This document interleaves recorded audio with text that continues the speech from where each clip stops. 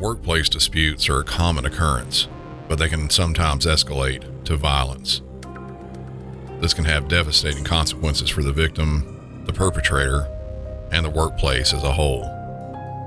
There are many factors that can contribute to workplace violence, including job stress, long hours, high workloads, and unrealistic deadlines. They can all lead to job stress. This can make employees feel frustrated, angry, irritable, all of which can increase the risk of violence. It also can stem from personal problems. Employees who are experiencing the personal problems such as financial difficulties or relationship problems, they may be more likely to lash out at others in the workplace. Alcohol and drug abuse can impair judgment and decision-making, making it more likely that someone will act violently. And people who have a previous history of violence, either in the workplace or in their personal lives, are more likely to commit violence again.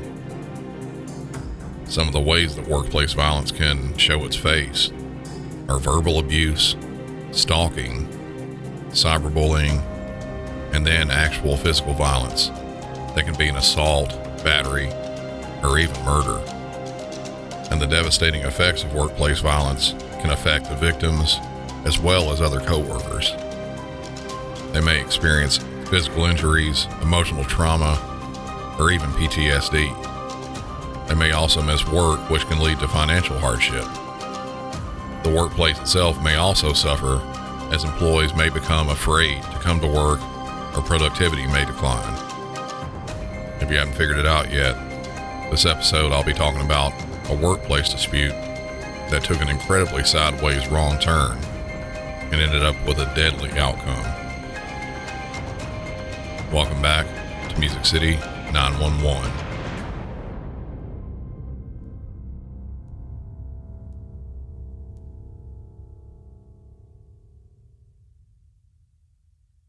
This episode is going to start out a little differently than most others. At this point, I'd usually start up with a 911 call.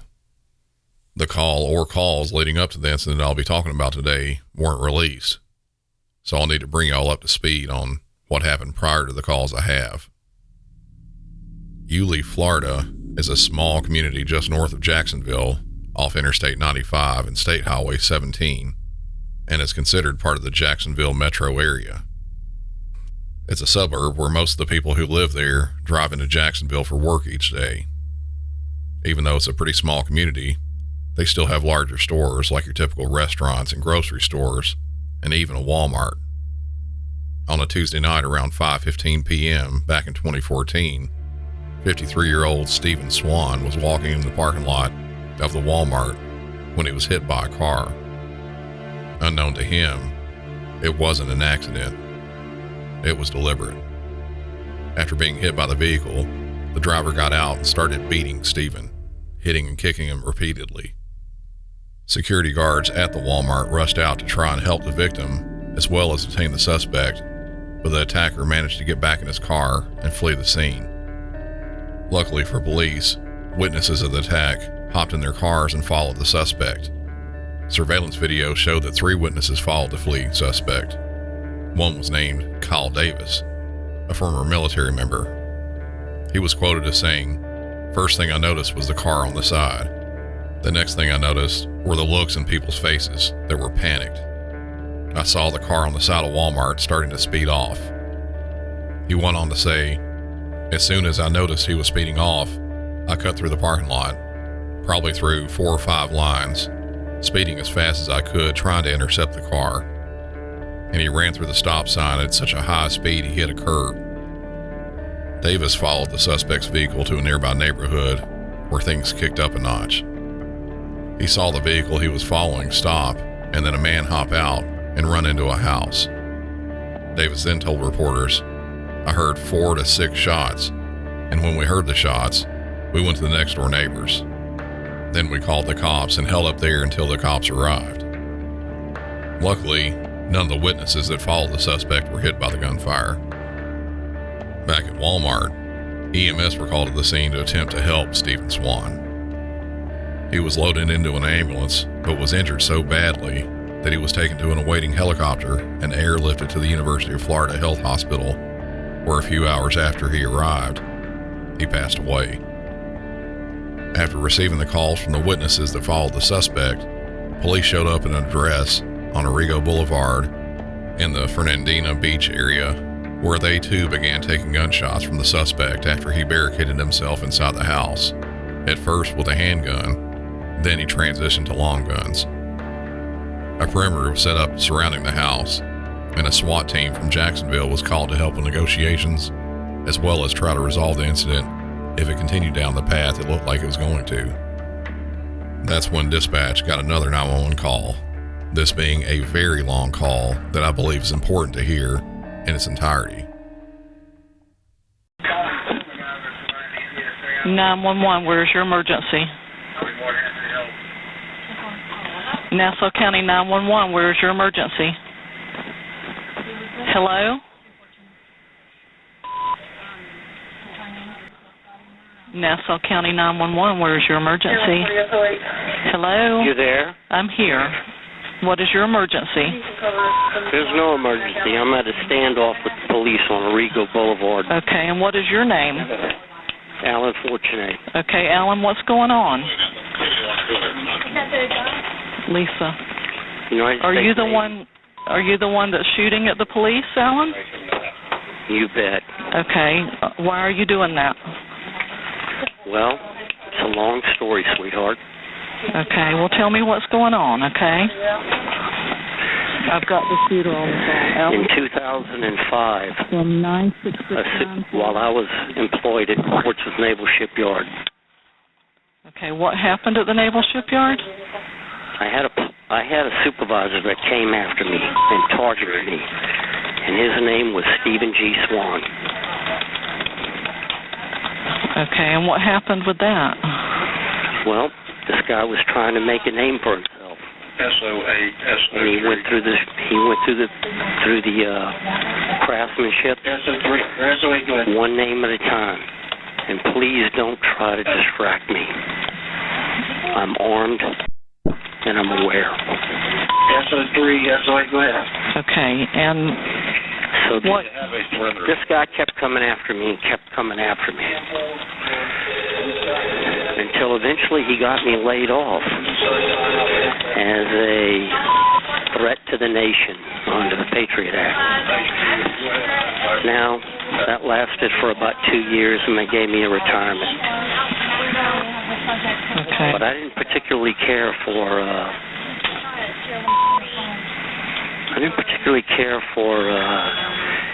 his deployment tactics.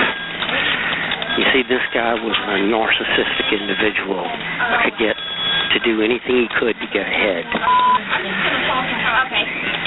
And I wasn't the only one that he targeted. Right. And in 2009, 2010, somewhere in there, the Navy filed charges against this guy. The Navy filed charges against him? The Navy filed charges against him and a man called Allen Beck. There's what, sir? And this is going to get real complicated. In the end, there was an investigation from a team came down from Atlanta. Okay, we'll get it to we're out there. And they did an investigation, and they gave Allen Beck and Steve Swan 2 weeks off. The only thing that Mr. Swan confessed to was micromanaging. Now, this wasn't only Shop 38 at TRF. There was other shops involved, and there was other supervisors involved. And they all went on the beach with time off.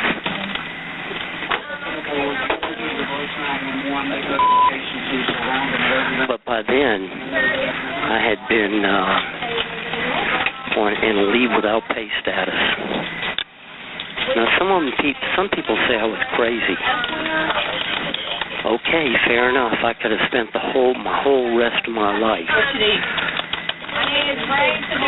in silence, which would have proved them wrong, but I would have not got any restitution.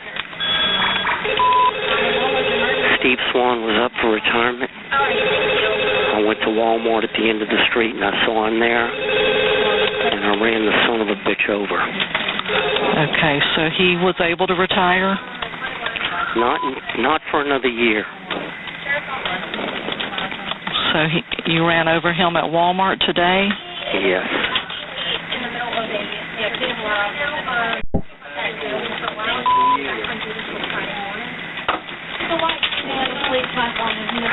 You know what? What? This was really just happenstance. I didn't go looking for the guy. Right. But you just saw him there? I saw him there. Okay, well, what can we do for you right now? You can listen to my story because I'm a dead man anyway. Okay, well, I'm listening, okay? I want it all documented, and it's going to take a lot of time.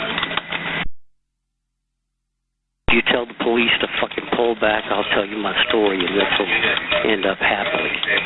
I won't be shooting at fucking officers again. But the next time I see a police officer draw a 40 millimeter, a 40 caliber sidearm on me again, I will shoot to kill.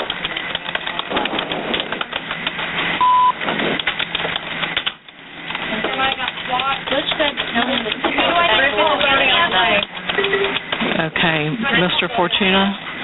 Yes. Okay.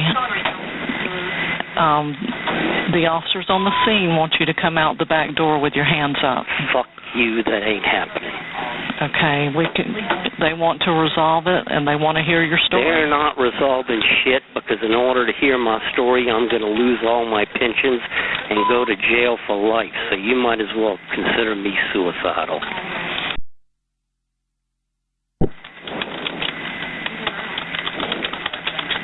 Okay, I'm listening. Okay, just keep talking, okay?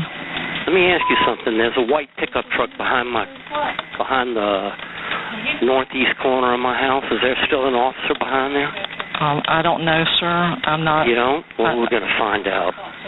Okay. Mr. Fortuna, please don't fire any more shots, okay? Huh? Please do not fire your gun again. Well, I tell you what. Tell them to back the fuck off, and we'll end up in a resolution here. They can stand out at the street all they want, but if you're trying to fucking make time for them to maneuver in position, it's not going to happen. Okay, sir. So you're telling me you want them to back off to the street? That's absolutely right. Okay, all right. Hold on for me just a moment. Let me talk to the dispatcher, okay? Yeah. Lisa, he says for them to back off. He wants them back to the street, not to come near his house. And he's suicidal, is what he's saying.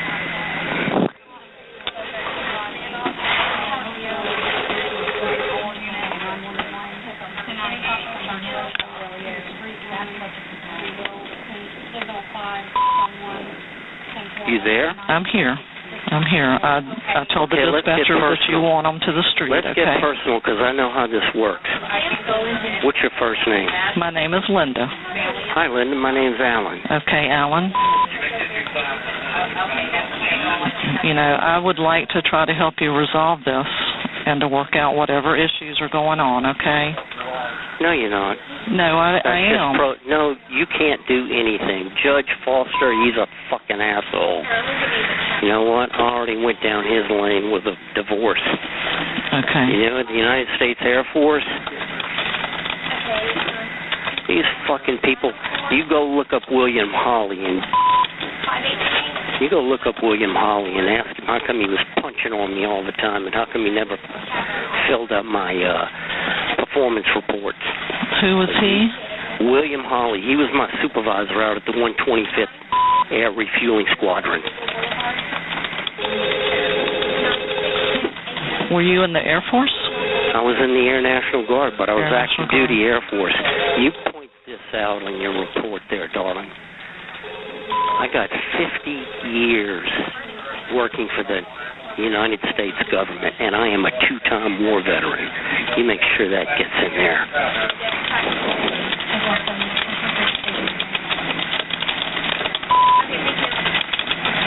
What number need the stage? They're calling and Okay, I'm listening, Alan. I didn't know. I didn't know how type you could fast. How fast you could type. Well, I probably can't type as fast as you can talk, but it's all right. It's all I am recorded. listening to your story. That's right. All right.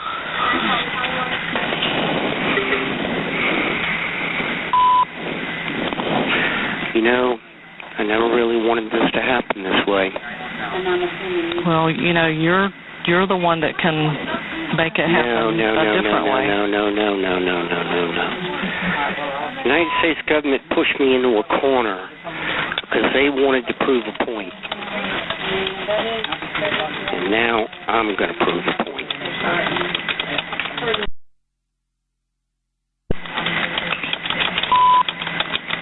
And you need to look up a commanding officer called Leo Seydoux. I don't know how to spell his last name, but he was the commanding officer of Trident Refit Facility in 2007. What's his last name? Fago? Seydoux, Sadeau, or something like that. And shouldn't be too much trouble. What base was he in command? You said 2007? Trident Refit Facility, Kings Bay, Georgia.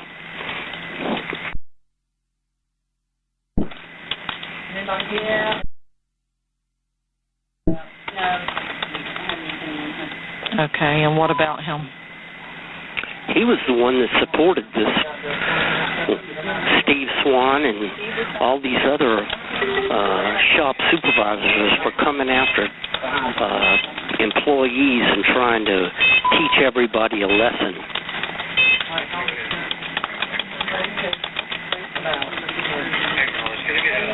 So they were coming after other employees? Absolutely. In other words, Leo Seydoux and the supervisors that were under his command created a hostile work environment.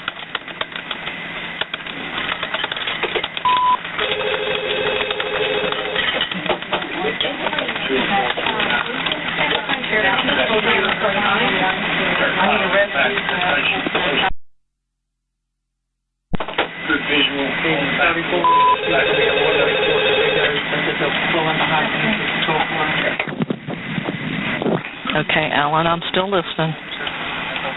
Now, before I get too wound up on the Navy and the Air Force and everything else, I'm going to come after Judge Foster.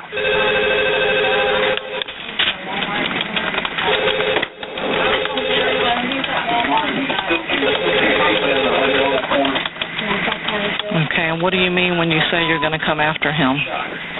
Well, I figure this is probably going to make the newspaper, so I might as well get the facts straight. I'm not going to come after him because there's no way I'm leaving this house alive.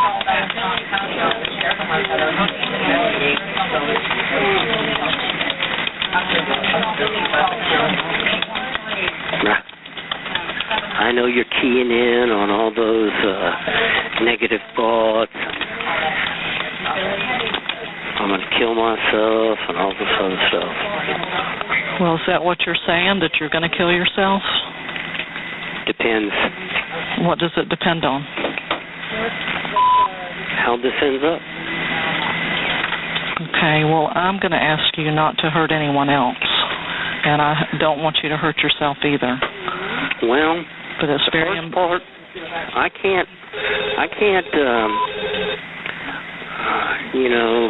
agree to the first part or second part, but I'll tell you, I'll go this way. I'm not going to hurt any civilians.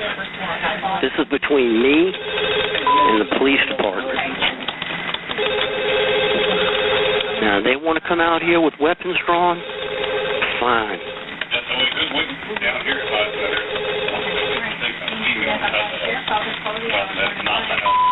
Okay, so what are you saying exactly about the police? If there's any kind of a breach on this house, it's going to end badly. Okay. Are you the only one inside? I'm not going to answer that question. Is anybody inside that's injured? No. Is there anybody inside with you that's in danger? Possibly.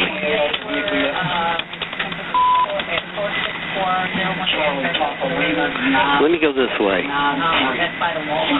You might as well start clearing the neighborhood because this house is fucking rigged for an explosion. What kind of explosion? I'm not going to tell you that, but it's directional.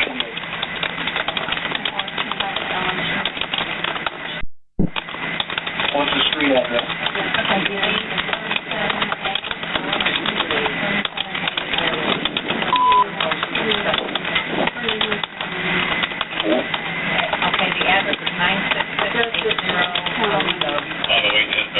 Correction out here. Several witnesses saw a female and a child run from the house. They are currently inside.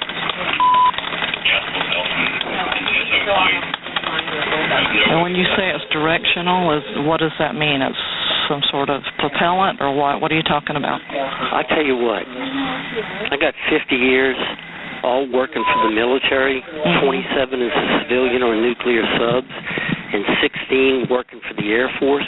You figure it out.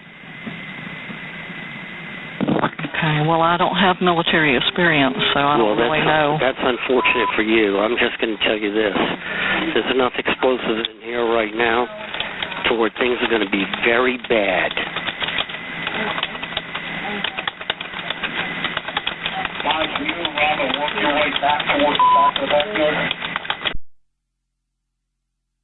Or sure that team's SWAT over there. And I know you're calling SWAT.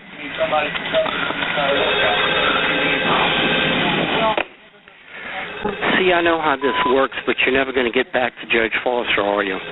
You're trying to essay the surveillance, establish a perimeter. I got it. Okay. This is going to end up badly. Okay, well, when you say it's going to end badly, what do you mean? I tell you what, use your imagination. Okay, well, I am, but I just need a little help here, I tell you what, give me 5 minutes, call me back. Cops come in here, it's going to turn into a fucking shootout. I'm on with the 223. What is your phone number? You should have it on file. Okay.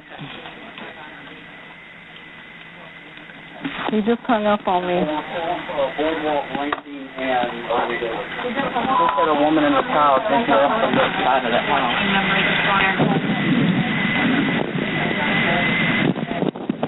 He told me to give him 5 minutes and call him back. He said they better clear the neighborhood. There's going to be a big explosion, and it's going to be directional. It's not at all normal to have a police shootout with someone and the person shooting at the police then calls in a dispatch. And on the ultra rare occasion that it does happen, I can't remember any calls where the shooter is this calm.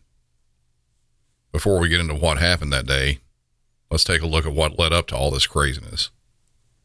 The caller, 59-year-old Allen Fortunia, was a married man who began working at the Trident refit facilities on the Naval Submarine Base, Kings Bay, as a mechanic as well as a defense contractor in 1997. His immediate supervisor was Steven Swan, the victim in the incident at Walmart. During the years working there, the working relationship was tumultuous, at least for Allen. While it's not exactly known what was happening there, if anything, Allen believed that Steven was responsible for his demise there at the naval base. The problem with that thought, and others he may have had, he wasn't fired or laid off from his job like he said he was.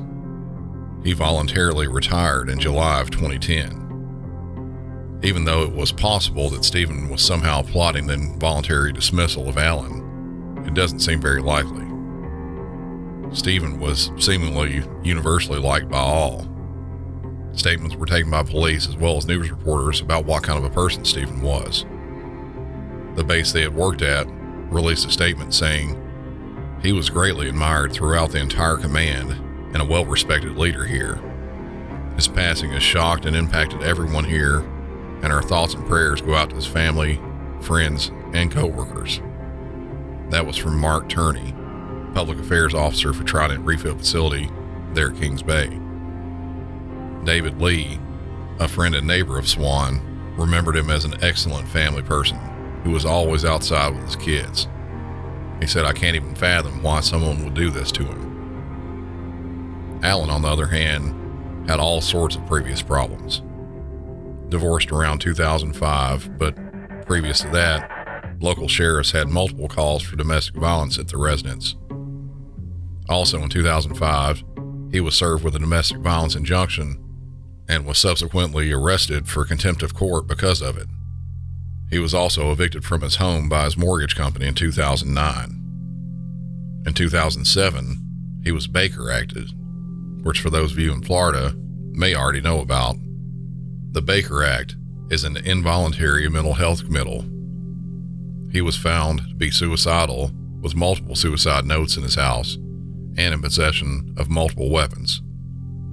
One source I read from noted his weapons were given back to him after he was released, but I couldn't find anything to confirm or deny that. Over the years, Allen's hatred and disdain for Steven kept building. In 2012, the night of the incident we've been talking about, Allen had no plans to harm Steven. As he described it, it was simply happenstance. For him, he saw it as the right place at the right time to end the life of someone he believed he had problems with, and that was in a parking lot of a Walmart. Y'all heard his ramblings on that extended phone call. There were so many avenues he was going down during the call, giving reasons for what he was doing, giving warnings and threats to police there, one of which saying he had an explosive device inside the house. Normally, when the run-of-the-mill crazy person makes a statement like that, they don't know anything about explosives.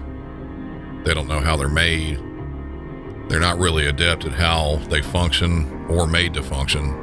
And a lot of times, and this is arguably most important, they don't know what materials to source to make it.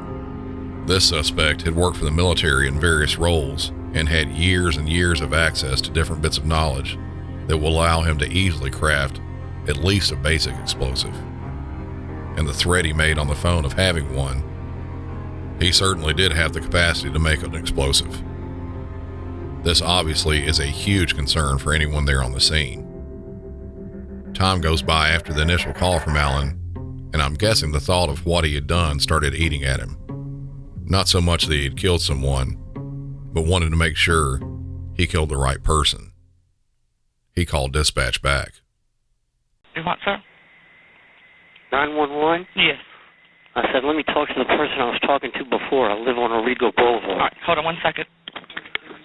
Alan? Yeah. Hey, this is Linda. Hi, Linda. What's going on? I want you to do me a favor. I'm going to hang up Okay. again. Why? Because I want you to confirm to me that the person that I killed in the Walmart parking lot was Steve Swan. I can't live with myself if I thought I killed somebody that wasn't him. When you find that out, call me back.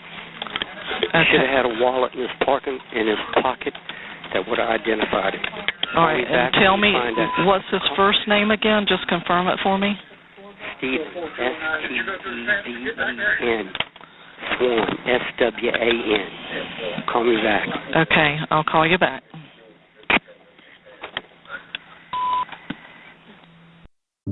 Dispatch never heard from Allen again. As far as I know, they didn't call him back either. Not that you would have without careful thought by negotiators there at the scene. He wants to make sure the person he killed was in fact Steven Swan. That sounds almost like a last request or some sort of I need to know this before I go type thing.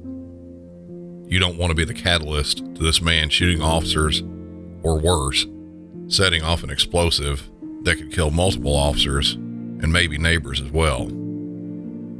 Hours passed and no one heard from Allen. At around 11:20 p.m., a decision was made to breach the house and see what Allen had been up to. They found him with a self-inflicted gunshot wound, already dead. Allen was no longer a threat. His talk of an explosive device wasn't just a false threat either.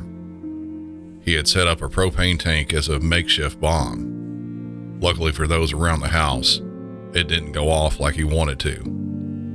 I believe there at the end that he actually wanted to set it off with him inside taking as many people with him, but that didn't work. Even with his potential knowledge of explosives, the one he made was a dud. After failing to make his bomb explode, he took the only way out he could: suicide. After scouring the home for evidence, multiple more suicidal notes were found, along with several guns he used to shoot at police. And to think, this all started over a possibly non-existent workplace dispute. Senseless violence that never needed to happen.